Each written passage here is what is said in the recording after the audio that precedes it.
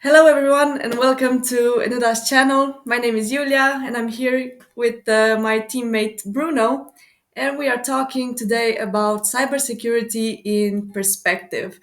Now, the question for today is what are the main characteristics that make perspective, one of the two visualization modules in Ignition, what are the main characteristics that make it safe from unauthorized access and all kinds of concerning risks? First of all, Bruno, welcome. Thanks for joining me. Hi everyone. Hi Julia. My name is Bruno and I'm a developer here at Enuda. And like Julia said, today I want to talk about service security and cybersecurity in perspective, and also a little bit about Ignition and how to set it up and have it ready for this. So let's begin. Yeah, I love it. Sounds good. You know what I'm thinking? Let's start with some basics or with some general lines. Um, let's give a scenario, right? Have some fun Mhm. with it. Say I'm the client and you're building Mhm. me an HMI in perspective for my SCADA system. Yeah. Now, I know that the solution needs to be secure, but I have no idea where to even get started. You know, the saying, I don't know what I don't know.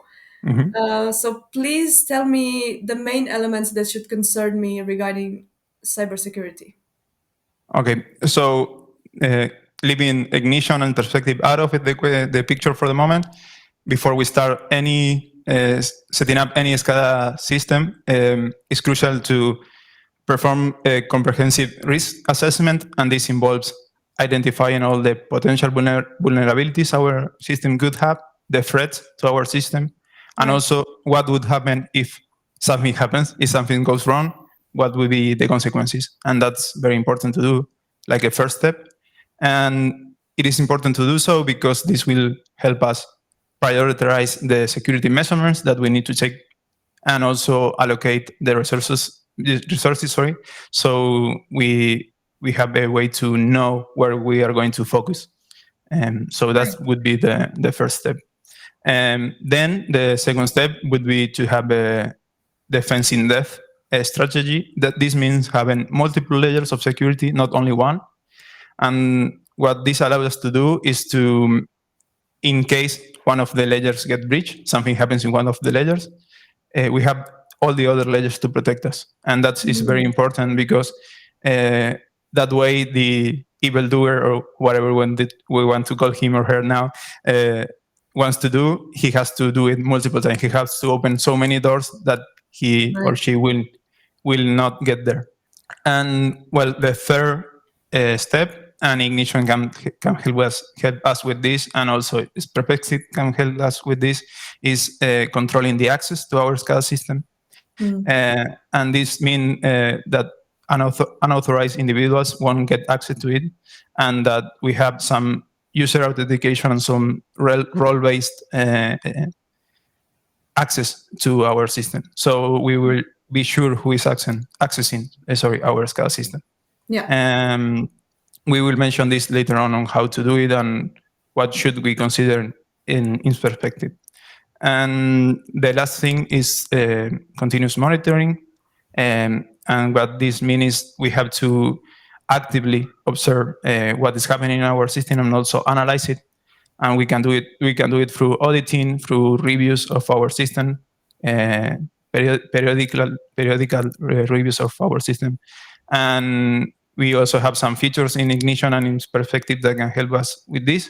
But it is also, this is where a little bit of more manual, or not manual, but willing comes from the person setting up the system, that says, okay, I'm going to take my time every a month or a week or a year, but I'm going to keep my system secure and detect what could be a threat or a gap in our system. So yeah.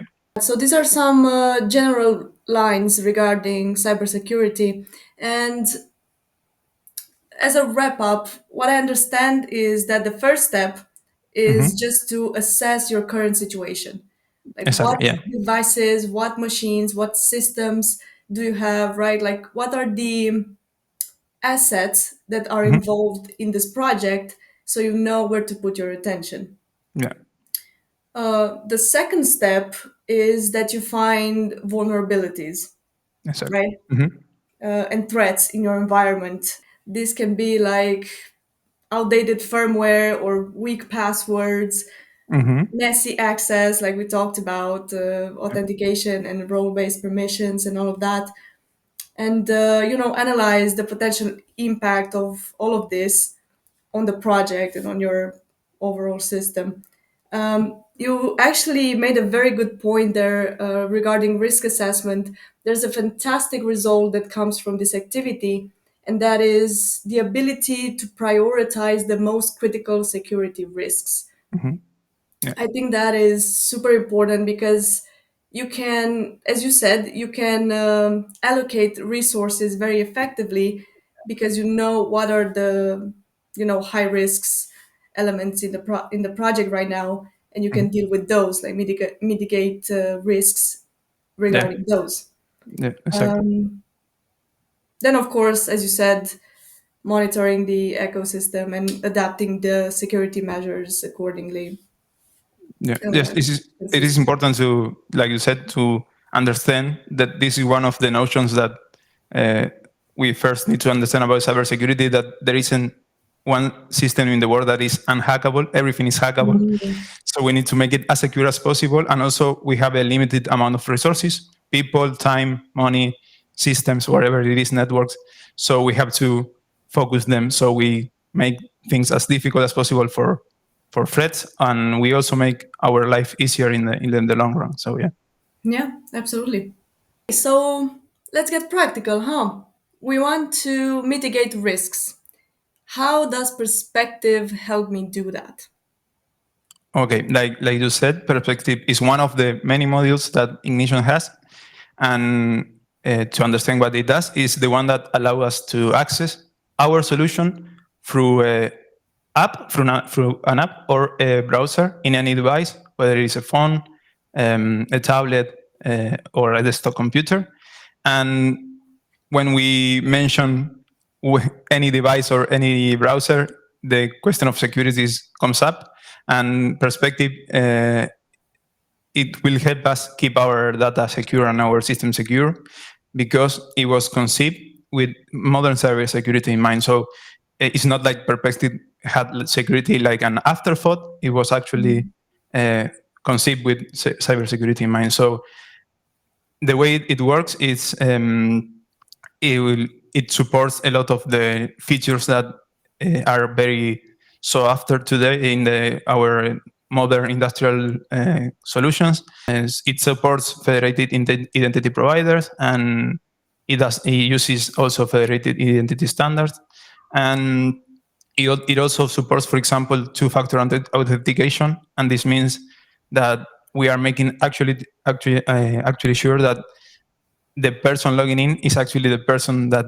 Right. that user belongs to, because when you have two factor authentication, you will get either a message on your phone or an email that you have to click on or something like that, and only the person that has that computer or that mobile device can do so, not a person just with the password and the username. Yeah, I love that what you said about perspective being thought from pretty much day one Yeah. with cybersecurity in mind. Like, can you imagine being among the creators of Ignition, or rather the perspective module, Mhm. and you get this idea and say, hey, these apps should be accessible on any device. Yeah. And then the next thought would automatically have to be, okay, but this is cute, this is cool, but how Mhm. secure is it? Yeah, And exactly. it makes sense that inductive automation thought about cybersecurity from day one. And actually, you said there something very relevant for us and our clients. Let's stop for a second at it supports federated identity providers Mhm. using federated identity standards, right? And often we get the question, okay, guys, but does Ignition or the solution or the system support active directory services, for example? and Active Directory being a popular identity management system, Mm-hmm. a third party identity management system. But what they're really asking is, uh, does it allow central management of user access using, for example, Active Directory? And the answer is yes. Yes, yes, it They does. actually work very well together, and it of course doesn't have to be Active Directory. It can be any of the popular identity management systems. But I just wanted to emphasize that because it's a question that we do get from our clients, and Mhm. it's important to touch upon it. Okay, so to continue on this, we need to understand how perspective works. We mentioned that it was built from the ground up with uh, cybersecurity in mind, but we like to explain how it works. In perspective, we have two sides: the application living on the server and the session living on the browser. Okay. And what the user is actually seeing is the session in the browser.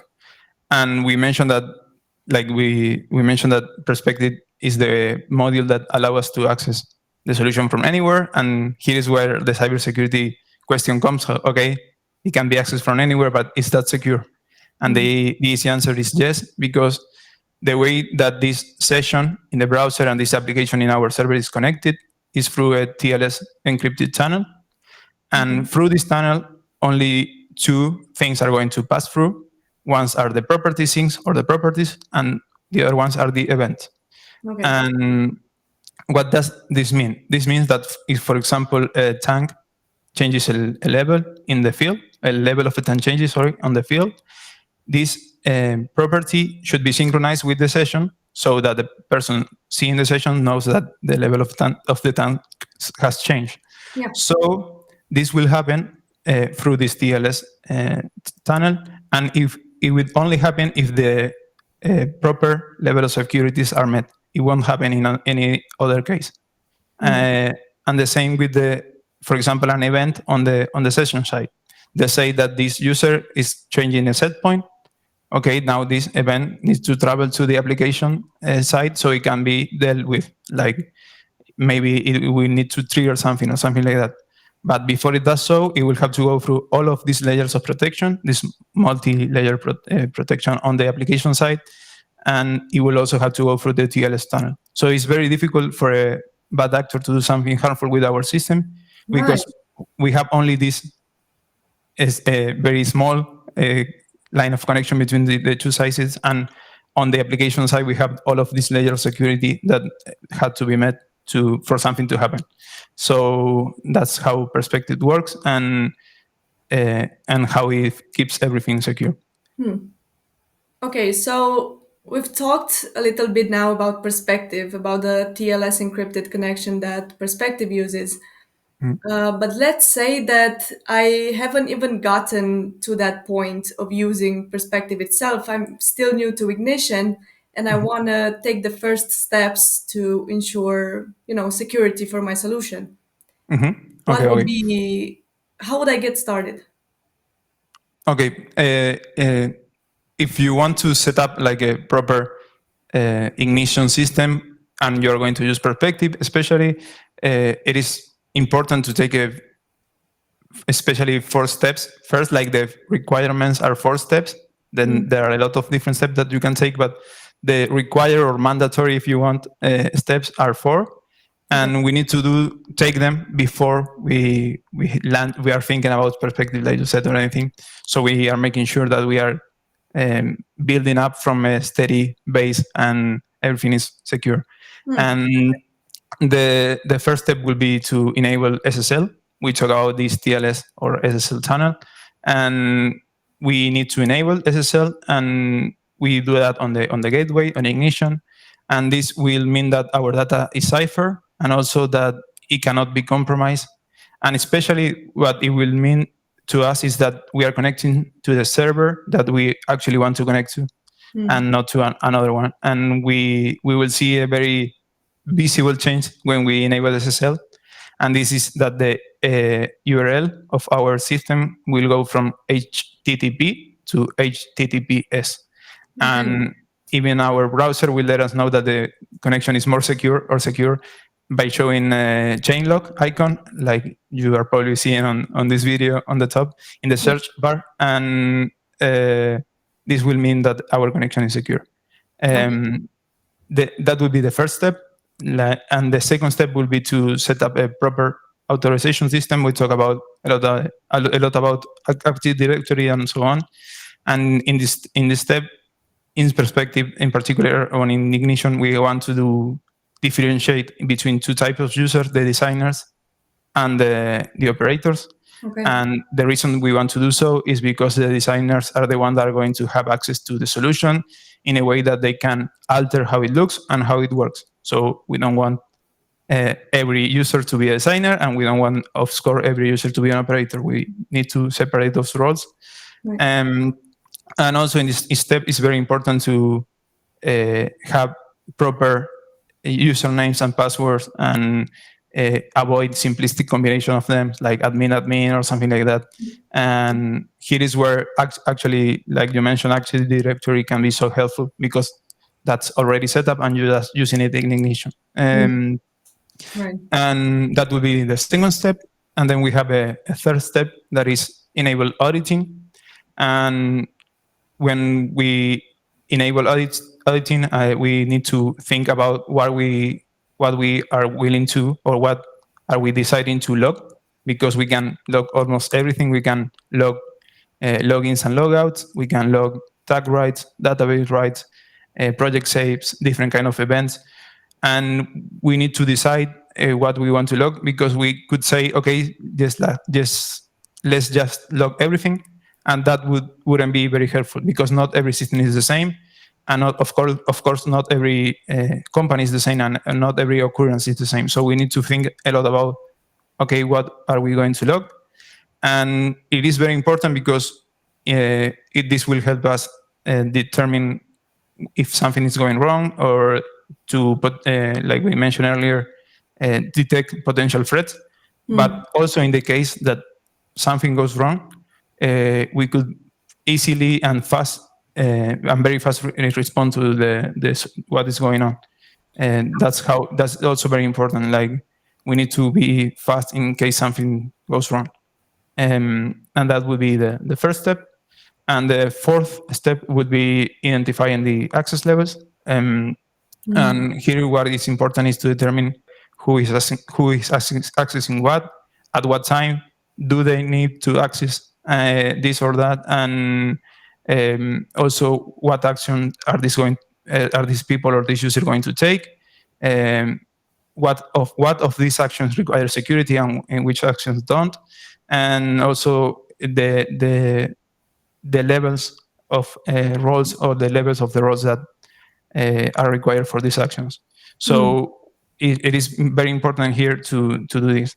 And also, one thing that we didn't mention, that it is very also important to mention and to remember, is that we need to, except for enabling the SSL, we need to retake these steps for every new user that we have. When a new user comes in our company, we cannot go, okay, he's an operator, just give him the operator role, give her or him the operator role. We need to go, okay, is this person capable or trained enough to take this action? Okay, he belongs to this role. Does he or she have a proper username and a password? Do we need to log this action that this person is going to take or not? And all of these steps can be redone every time. And that's something that we mentioned earlier, that about auditing and reviewing. Most of cybersecurity comes to setting up a good ground floor, like a good base, like we talk about, and then continuing this auditing and reviewing, so we know that everything is as secure as possible. Because the moment that you turn your look around, something can go wrong and you're not aware of it. So that would be the steps to take, like the mandatory steps. And then there are a lot of extra steps that we could take to make our system more secure. There is actually a guide by Inductive Automation called Ignition Security Hardening Guide. And here there are a lot of steps that not only involve ignition. Actually, there are like cybersecurity steps that you can take for your system at the moment, but especially in ignition. And this will help go even to the next level, like make it even more secure. Yeah, absolutely. So yeah. Yeah, I mean, it makes sense to have a lot of resources regarding cybersecurity because it's such a huge and a crucial topic. After all, with this video, we just want to, talk about some basics about getting started Yeah. and kind of to showcase how much inductive automation thought about cybersecurity when it comes to ignition and its modules, because a lot of people, of course, are concerned about that. Like, okay, ignition sounds good, but is it actually secure? And we are here to say that it is actually very Yeah. secure.